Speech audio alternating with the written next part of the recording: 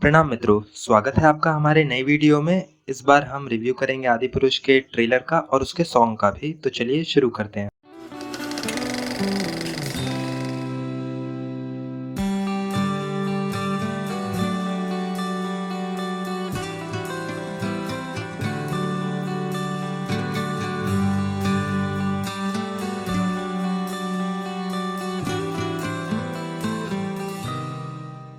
तो हम सब जानते हैं आदिपुरुष का फर्स्ट ट्रेलर कैसा था, तो हम उसी को ध्यान में रखते हुए इस ट्रेलर पर बात करेंगे। ये वीडियो मेनली डिवाइडेड होगा VFX, cast, acting, dialogue, songs और प्लॉट और कैरेक्टर डिजाइन्स पर, और आखिरी में मैं अपना ओपिनियन भी दूंगा। तो अगर बात करें वीएफएक्स की, तो पिछले ट्रेलर के मुकाबले हमें इस ट्रेलर में काफ़ी अच्छे वीएफएक्स शॉट्स देखने को मिलते हैं। ओवरऑल मैं बात करूं तो मेरे लिए ये वीएफएक्स एक काफ़ी बड़ा सरप्राइज थे, क्योंकि मैंने एक्सपेक्ट नहीं किया था कि ये लोग इतनी अच्छी इम्प्रूवमेंट करेंगे, इतनी ज़्यादा इम्प्रूवमेंट करेंगे। Wait a minute. Who are you? पर अगर आप गौर करें तो अभी भी आप काफ़ी शॉर्टकमिंग्स देख सकते हैं ट्रेलर में। जिस आदमी ने भी ट्रेलर को एडिट किया है वो काफ़ी चालाक है। उसने ट्रेलर के कम टाइम लिमिट को देखते हुए काफ़ी चालाकी से रावण और वानर सेना को या तो ट्रेलर के बैकग्राउंड में रखा है या तो रखा ही नहीं है। उनके काफ़ी कम सीन्स हैं, क्योंकि अगर आप वानर सेना को गौर से देखें तो वो अभी भी बैकग्राउंड में चिंपैंजी ही नजर आते हैं, और रावण तो ले दे के उसके एक ही दो सीन है, या तो और वो उसमें भी साधु के वेश में है। तो उस पे हम क्या ही कमेंट कर सकते हैं अभी।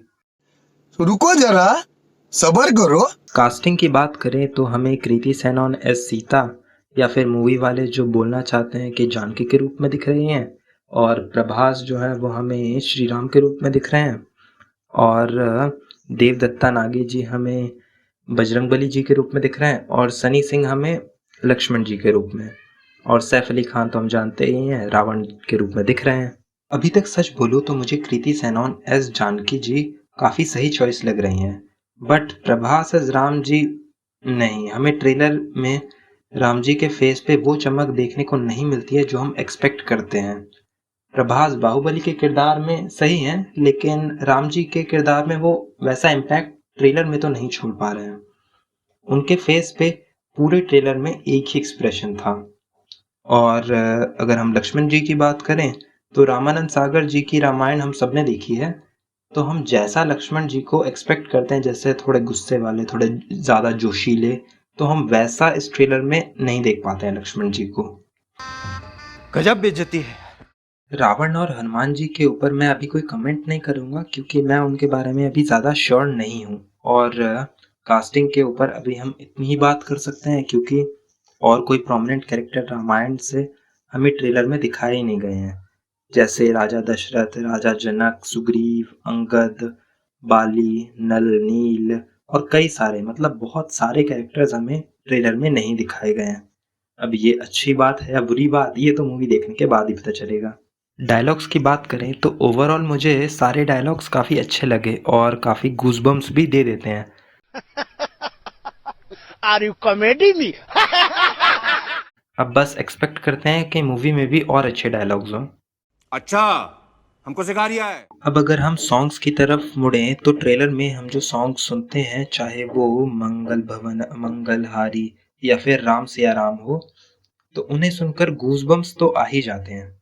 तो वो भी मुझे काफ़ी अच्छे लगे। कैरेक्टर डिज़ाइन पर बात करें तो यहाँ मुझे सीरियसली हनुमान जी, रावण और वानर सेना के लिए बात उठानी पड़ेगी, क्योंकि जिसने भी हनुमान जी की मूर्ति भी देखी है या रामानंद सागर वाला रामायण देखा है, कुछ भी देखा है, तो वो जानता होगा कि हनुमान जी का जो कैरेक्टर डिज़ाइन है आदि पुरुष के ट्रेलर में वो कितना गलत है।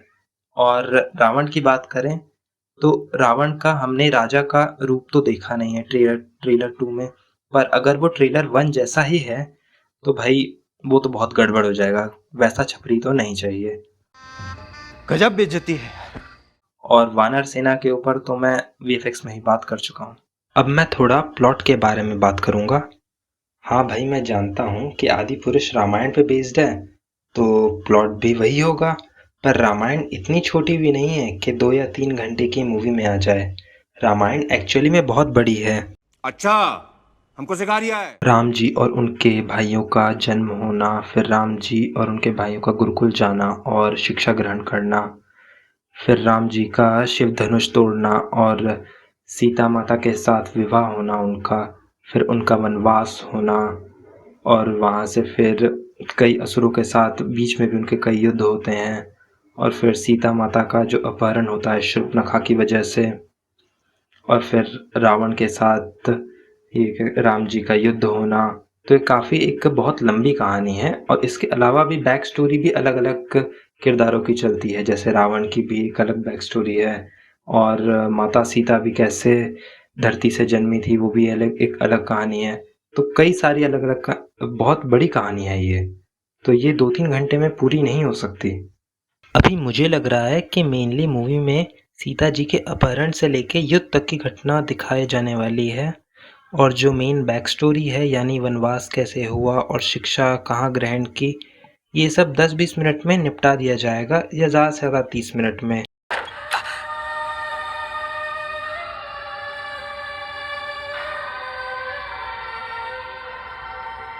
अब लास्ट में मैं अपने ओपिनियन की बात करूँ तो मुझे तो लगता है कि रामायण एक ऐसी कथा है जो एक मूवी में आ ही नहीं सकती। मेरे ख्याल से रामायण के लिए तो पूरी की पूरी एक डेडिकेटेड सीरीज़ होनी चाहिए या फिर कम से कम 3 से 4 मूवीज़। क्योंकि जैसे मैंने बताया कि रामायण में कई सारे अलग-अलग आर्क्स होते हैं, जैसे बाली वाला आर्क कि सुग्रीव और बाली की कहानी, फिर रावण की अलग एक कहानी है, फिर हनुमान जी की भी अलग एक कहानी है। तो ये सब मुझे नहीं लगता कि ये इतने छोटे से में निपटने वाला है। लेकिन अगर हम इन सब को इग्नोर भी करें और सिर्फ आदि पुरुष पे फोकस करें, तो भी आदि पुरुष में मुझे कई सारी चीज़ें थोड़ी कम लगी, जैसे कैरेक्टर डिज़ाइन हो गया रावण जी का और हनुमान जी का और लक्ष्मण जी का भी। तो ये सब मुझे थोड़े डाउन लग रहे हैं, तो मुझे तो उतनी उम्मीद है नहीं मूवी से। मुझे लगता है हो सकता है कमाई कर भी ले थोड़ी बहुत शुरुआत के दिनों में, लेकिन फिर मुझे नहीं लगता ज़्यादा कर पाएगी। अब ये मेरा ओपिनियन है, अब आपका कुछ अलग भी हो सकता है तो बताइएगा कमेंट में। क्या बढ़िया था गुरु। तो चलिए अब वीडियो को रैप अप करते हैं, मिलते हैं अगले वीडियो में। So please like, subscribe and share and comment also. तो जय सिया राम।